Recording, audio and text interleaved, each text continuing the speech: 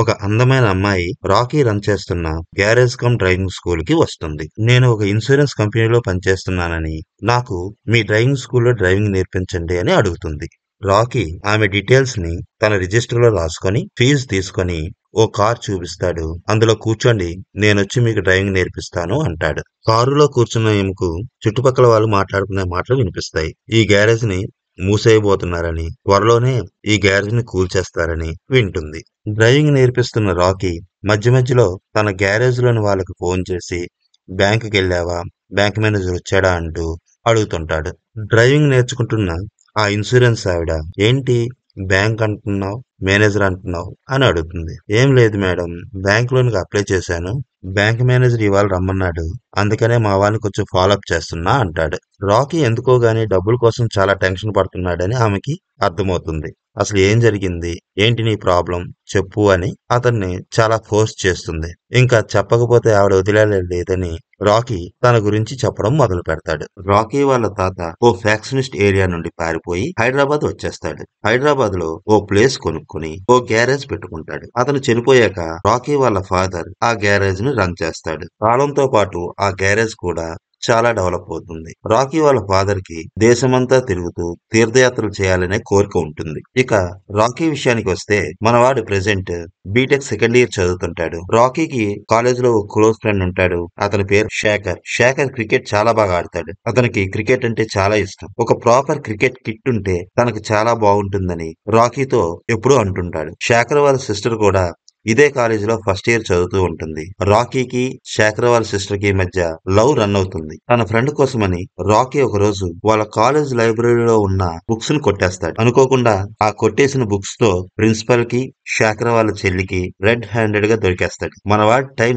ఎంత దరిద్రంగా ఉందంటే వాడు కొట్టేసిన బుక్స్ లో నెక్స్ట్ డే జరగబోయే ఎగ్జామ్స్ కి సంబంధించిన క్వశ్చన్ పేపర్ కూడా ఉంటుంది. ఈ దెబ్బతో మన వాడి లవ్ కి కాలేజ్ కి రెండింటికి ఫుల్ స్టాప్ పడుతుంది. రాకీ వాళ్ళ ఫాదర్ మన వాడిని తన గ్యారేజ్ లోనే వర్క్ చేయమని ఆర్డర్ వేస్తాడు. ఆ రోజు నుండి రాకీ తన గ్యారేజ్ లోనే మెకానిక్ గా వర్క్ చేస్తూ మిగతా వర్కర్స్ తో చాలా ఫ్రెండ్లీగా కలిసిపోతాడు. రాకీ వాళ్ళ ఫాదర్ కి టూర్స్ కి వెళ్లాలనే కోరిక చాలా బలంగా ఉంటుంది. ఎప్పుడూ తన సెల్ ఫోన్ లో యూట్యూబ్ ఆన్ చేసుకుని తీర్థయాత్రకు సంబంధించిన వీడియోలు చూసుకుంటూ ఉంటాడు.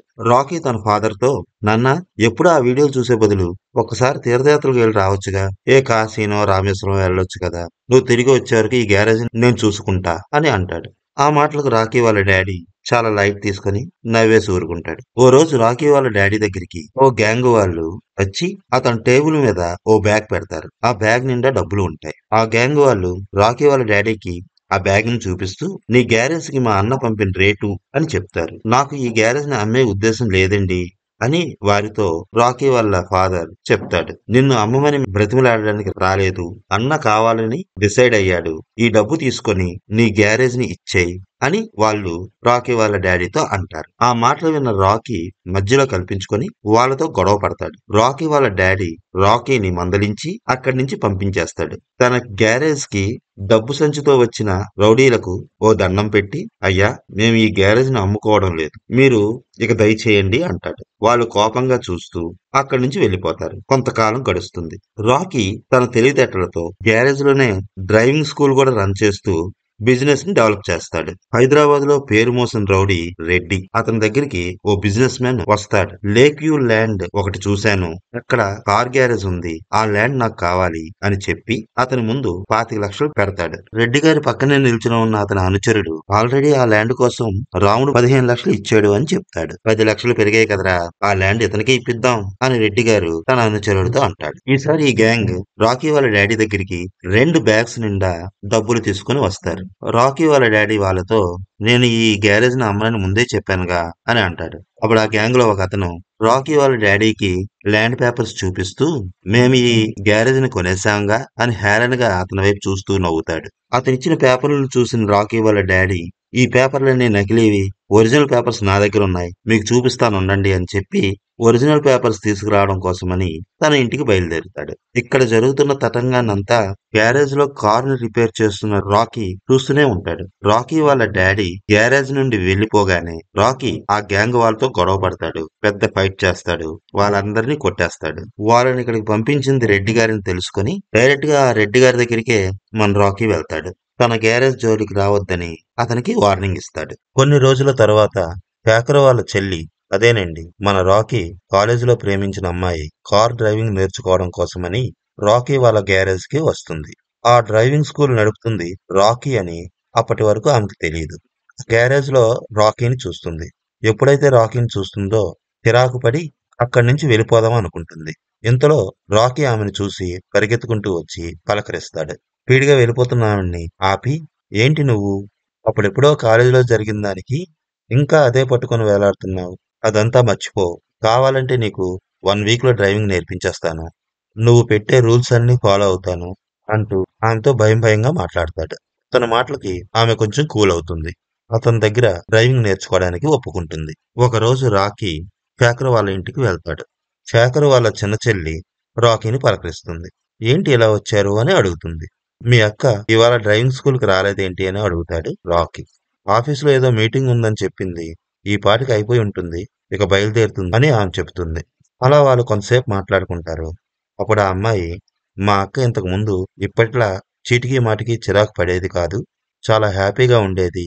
సడన్‌గా నాన్నగారు చనిపోవడంతో ఇంటి బాధ్యత అంతా అమ్మ మీద పడింది. ఫ్యామిలీ రెస్పాన్సిబిలిటీ అంతా అన్నయ్య తీసుకుంటాడనుకున్నాం. కానీ అన్నయ్య ఏమీ పట్టించుకోకపోవడంతో మా అక్కే ఆ రెస్పాన్సిబిలిటీ తీసుకొని జాబ్ చేద్దామని డిసైడ్ అయ్యింది. అయితే ఒకరోజు ఇంట్లో నగలు కనిపించకుండా పోయాయి. అన్నయ్య వచ్చాక ఇంట్లో నగలు నువ్వు తీసావా అని అక్క అన్నయ్యను నిలదీసింది. "ఒక వారంలో ఇచ్చేస్తానులే" అని అన్నయ్య అనేసరికి అక్కకి కోపం వచ్చి అన్నయ్యను తిట్టింది. ఆ బాధతో అన్నయ్య సూసైడ్ చేసుకొని చనిపోయాడు. అన్నయ్య చనిపోవడానికి కారణం తనేనని ఆ రోజు నుంచి అక్క తనలో తనే కుమిలిపోతుంది అని ఆ అమ్మాయి రాకీతో చెప్తుంది. శేఖర్ చనిపోయిన విషయం రాకీకి ఇప్పటి వరకు తెలియదు. తన ఫ్రెండ్ చనిపోయాడని తెలియగానే బాధపడుతూ అక్కడి నుంచి వెళ్ళిపోతాడు. తర్వాత రోజు ఉదయం రాకీ తన ప్రేమించిన అమ్మాయితో, "శేఖర్ గాడు చనిపోవడానికి కారణం నువ్వు కాదు.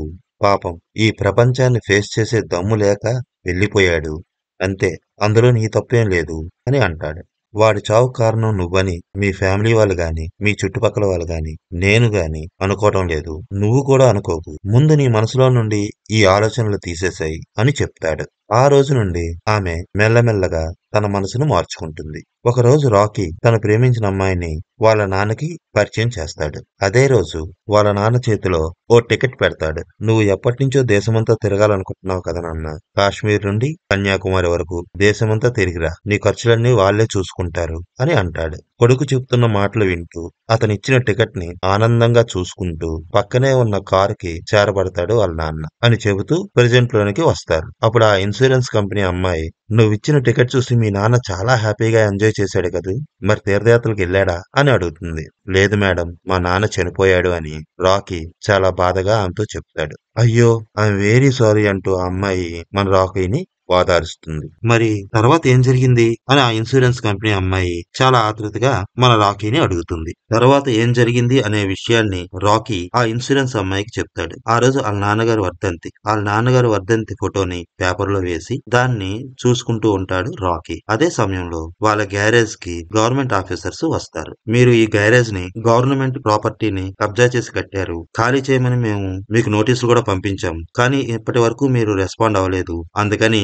మీ గ్యారేజ్ ని మేము కూల్చేయబోతున్నాం" అంటూ ఆ గవర్నమెంట్ ఆఫీసర్స్ రాకీతో చెప్తారు. రాకీతో పాటు వాళ్ళ గ్యారేజ్ లో పనిచేస్తున్న అందరినీ బయటికి నెట్టేసి తన గ్యారేజ్ ని సీజ్ చేసేస్తారు గవర్నమెంట్ ఆఫీసర్స్. పక్కనే ఉన్న రాడ్డుని తీసుకొని ఎదురు తిరుగుతాడు రాకీ. అక్కడి వాతావరణం అంతా గందరగోళంగా ఉంటుంది. ఆ సమయంలో అక్కడ ఎంటర్ అవుతాడు రెడ్డి. "నీకు డబ్బులు పంపాను, అవి నీకు అవసరం లేదన్నావు. నా మందిని పంపించాను, వాళ్ళు నువ్వు లెక్క చేయలేదు. ఇంకెంతకాలం అని నేను ఎదురు చూస్తూ ఉంటాను. అందుకే నేరుగా నేనే దిగా. ఇప్పుడు నీకు డబ్బులు పోయాయి, జాగా కూడా పోయింది. ఏం రాకీ, నీ గ్యారేజ్ ని ఒక గంటలో వల్లకాడు చేసేదా" అని అడుగుతాడు. రాకీకి పట్టరాని కోపం వస్తుంది. ఏమీ చేయలేని నిస్సహాయ స్థితిలో ఒక్కసారి అలా కళ్ళు మూసుకుంటాడు రాకీ. తన తండ్రి మాటలను గుర్తు తెచ్చుకుంటాడు. తన తండ్రి ఈ గ్యారేజ్ మీద ఎంత ప్రేమ పెంచుకున్నాడో గుర్తు తెచ్చుకుంటాడు. రెడ్డి దగ్గరికి వచ్చి, "సార్, ప్లీజ్ సార్, నా గ్యారేజ్ ని ఏమీ చేయొద్దు సార్. నా బుద్ధి తక్కువై మీతో పెట్టుకున్నాను సార్" అని రెడ్డిని బ్రతిమాలుతాడు. "నీలా సారీ చెప్పిన వాళ్ళకల్లా వదులుకుంటూ పోతే నేనెలా వ్యాపారం చేసేది రాకీ? నీ గ్యారేజ్ ని ఇప్పిస్తానని చెప్పి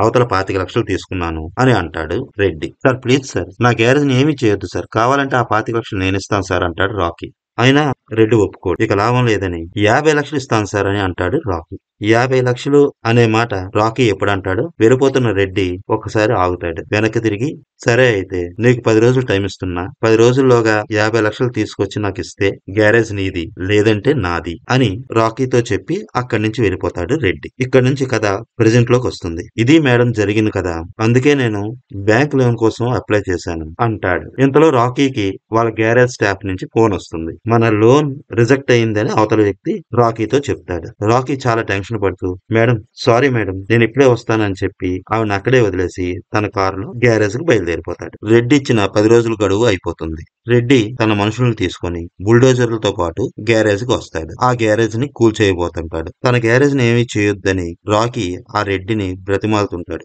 అదే సమయంలో ఇన్సూరెన్స్ ఆవిడ రాకీకి పదే పదే ఫోన్ చేస్తూ ఉంటుంది.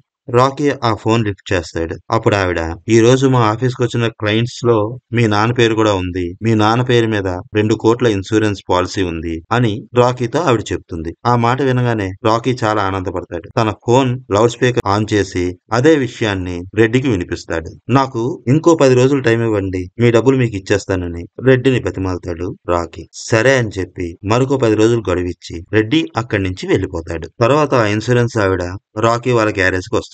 ఆమెను చూడగానే రాకీ థ్యాంక్ యూ మేడం, సమయానికి ఫోన్ చేసి నన్ను నా గ్యారేజ్ ని కాపాడారు అని అంటాడు. అప్పుడు ఆమె నేను చెప్పేది పూర్తిగా వినవా, మీ నాన్న పేరు మీద 2 కోట్ల ఇన్సూరెన్స్ ఉంది, కానీ నామినీ మాత్రం నీ పేరు లేదు అని అంటుంది. ఆవిడ అన్న మాటలకు రాకీకి మతిపోయినట్లవుతుంది. అదేంటి మేడం అలా అంటున్నారు, మీరు ఫోన్ చేయగానే నా ప్రాబ్లమ్స్ అన్ని తీరిపోయి అనుకున్నాను, ఇప్పుడు మీరొచ్చి చావు కబురు చల్లగా చెప్తున్నారు అని విసుక్కుంటాడు. ఇన్సూరెన్స్ ఆవిడ కొన్ని జిరాక్స్ పేపర్స్ ని రాకీకి చూపిస్తుంది. ఇది మీ నాన్న తీసుకున్న ఇన్సూరెన్స్ పాలసీ జిరాక్స్, దీన్ని క్లియర్ గా చూడు, నామినీ పేరు రాజేష్ అని పడి ఉంది. మీ చుట్టాలో ఎవరైనా రాజేష్ అనే పేరు కలవాళ్ళున్నారా అని అడుగుతుంది. అలా ఎవరూ లేరని రాకీ చెప్తాడు. అయితే ఇలా జరిగి ఉండవచ్చు, మీ నాన్న ఇన్సూరెన్స్ తీసుకునేటప్పుడు ఇన్సూరెన్స్ ఏజెంట్ నామినీ పేరుని రాకేష్ బదులుగా రాజేష్ అని రాసి ఉండవచ్చు, లేదా మీ పాలసీని ఆన్లైన్ లో రిజిస్టర్ చేసేటప్పుడు రాకేష్ అనే పేరుకు బదులుగా పొరపాటున రాజేష్ అని ఎంటర్ చేసి ఉంటాడు. ఎందుకంటే టైప్ చేసేటప్పుడు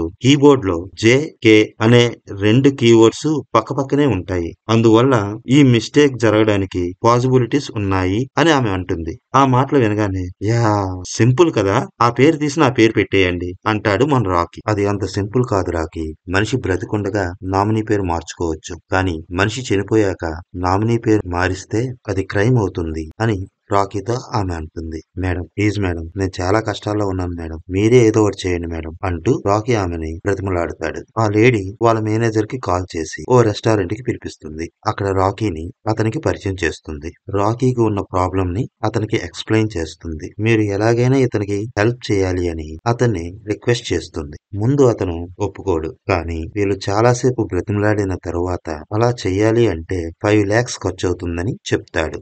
రాకీ అతనికి 5 lakhs ఇవ్వడానికి ఒప్పుకుంటాడు. చాలా కష్టపడి ఆ 5 lakhs ని అరేంజ్ చేసి వాళ్ళకి ఇస్తాడు. తర్వాత రోజు ఆ లేడీ రాకీ వాళ్ళ గ్యారేజ్ కి వచ్చి రాకీ చేతిలో ఓ పేపర్ పెడుతుంది. నామినీ పేరు చేంజ్ అయిందని రాకీతో చెప్తుంది. రాకీ చాలా సంతోషపడతాడు. ఆ రోజు ఆమెకి పార్టీ ఇస్తాడు. తర్వాత రోజు వీళ్ళ లైఫ్ లోనికి ఒక పోలీస్ అతను ఎంటర్ అవుతాడు. ఆ ఇన్సూరెన్స్ లేడీని, మేనేజర్ ని, మన రాకీని ఒక ప్లేస్ కు పిలుస్తాడు. మీరు ఒక వ్యక్తి చనిపోయాక అతని ఇన్సూరెన్స్ పాలసీలో నామినీ పేరుని చేంజ్ చేసి చాలా పెద్ద క్రైమ్ చేశారు, కాబట్టి మీకు వచ్చే ఇన్సూరెన్స్ డబ్బుల్లో 20% నాకు ఇవ్వాలి, అలాగాని చేయకపోతే మీపై కేసు బుక్ చేసి జైల్లో వేస్తాను అని వాళ్ళని బ్లాక్ మెయిల్ చేస్తాడు.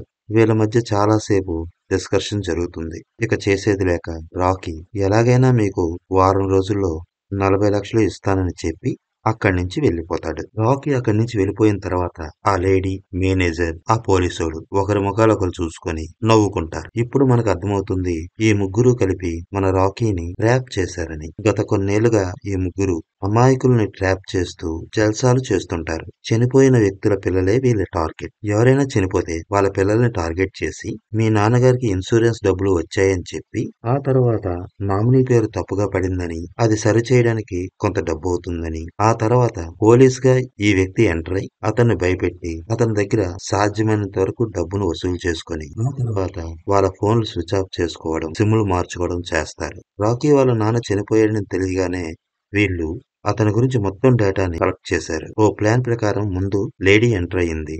అతను బాగా ఇబ్బందుల్లో కూరుకుపోయిన సమయాన్ని చూసి వీళ్ళ ప్లాన్ ని ఎగ్జిక్యూట్ చేశారు. పాపం రాకీ డబ్బుల కోసం ఇబ్బందులు పడుతుంటే వీళ్ళు మాత్రం ఎంజాయ్ చేస్తున్నారు.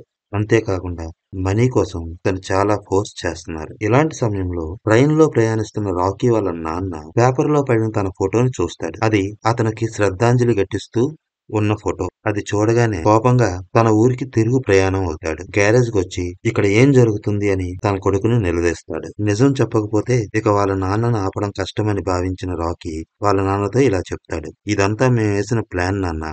నా బెస్ట్ ఫ్రెండ్ శేఖర్ వాళ్ళ నాన్న చనిపోయిన తర్వాత వాడిని ట్రాప్ చేసి వాడి ఇంట్లో నగలు వాడే దొంగతనం చేసేలా చేసి ఆఖరికి వాడు సూసైడ్ చేసుకుని చనిపోయేలా చేశారు నాన్న వీళ్ళు అంటూ ఆ ఇన్సూరెన్స్ కంపెనీ వాళ్ళమంటూ చెప్పుకునే ఆ లేడీ, ఆ మేనేజర్ అండ్ ఆ ఫేక్ పోలీసోడు శేఖర్ ని ఎలా మోసం చేశారో చెప్తాడు. అందుకే వాళ్ళ రూట్ లోనే వెళ్లి వాళ్ళని రెడ్ హ్యాండెడ్ గా పోలీసులకు పట్టిద్దామని అనుకున్నాను నాన్న. ఈ ప్లాన్ లో మనకు రెడ్డి గారు కూడా చాలా హెల్ప్ చేశారు. పోలీసుల హెల్ప్ కూడా మనకు ఉంది అని రాకీ వాళ్ళ డాడీతో జరిగిందంతా ఎక్స్ప్లెయిన్ చేస్తాడు. 40 లక్షలు రెడీ చేసి ఆ ఫేక్ పోలీసోడు చెప్పిన ప్లేస్ కి వెళ్తాడు. అక్కడే ఆ లేడీ మేనేజర్ కూడా ఉంటాడు.